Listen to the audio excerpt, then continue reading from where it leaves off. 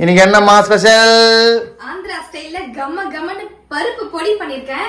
உடுப்பி ஹோட்டல்ல சாப்பிடுவோம், ஞாபகம் இருக்கா?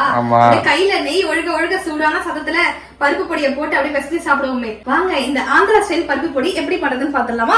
எல்லாத்தையும் எண்ணெய் சேர்க்காம ட்ரை ரோஸ்ட் பண்ண போறோம். ஒரு கடாயில 1 கப் துவரம் பருப்பு சேர்த்து லோ ஃபிளேம்ல வச்சு இந்த மாதிரி லைட்டா கலர் சேஞ்ச் ஆனதும் ஒரு பிளேட்க்கு மாத்திக்கோங்க. அதே கடாயில 1 கப் பாசி பருப்பு சேர்த்து அதையும் லோ ஃபிளேம்ல லைட்டா கலர் சேஞ்ச் ஆகிற அளவுக்கு வறுத்து எடுத்து ஒரு பாத்திரத்துல மாத்திக்கோங்க. அதே கடாயில 3/4 கப் பொட்டுக்கடலை சேர்த்து அதையும் ட்ரை ரோஸ்ட் பண்ணி ஒரு பாத்திரத்துக்கு மாத்திக்கோங்க. அதே கடாயில 1 ஸ்பூன் மிளகு, 1 ஸ்பூன் சீரகம் அதையும் ட்ரை ரோஸ்ட் பண்ணதுக்கு அப்புறம் 15 பல் பூண்டையும் சேர்த்து அதையும் நல்லா ட்ரை ரோஸ்ட் பண்ணி எடுத்துக்கோங்க. காரத்துக்கு 10 காஞ்ச மிளகாய், 1 கொத்து கருவேப்பிலை, கூடவே தேவையான அளவு கல் உப்பு சேர்த்து அதையும் ட்ரை ரோஸ்ட் பண்ணி எடுத்துக்கோங்க. உப்பையும் சேர்த்து ட்ரை ரோஸ்ட் பண்றதால அதுல இருக்க ஈரத்தன்மை எல்லாம் போய் எவ்வளவு நாள் ஆனாலும் பருப்பு பொடி கெடாமலே இருக்கும். எல்லாம் நல்லா ஆறுனதும் 1/4 ஸ்பூன் பெருங்காயத்தூள் சேர்த்து நல்லா நைஸா அரைச்சு எடுத்துக்கோங்க. அவ்வளவுதாங்க, கம கமன்னு ஆந்திரா ஸ்டைல்ல ஒரு சூப்பரான பருப்பு பொடி ரெடி. சூடான சதத்தோட கொஞ்சம் எக்ஸ்ட்ராவா நெய் சேர்த்து சாப்பிட்டீங்கன்னா அட்டகாசமா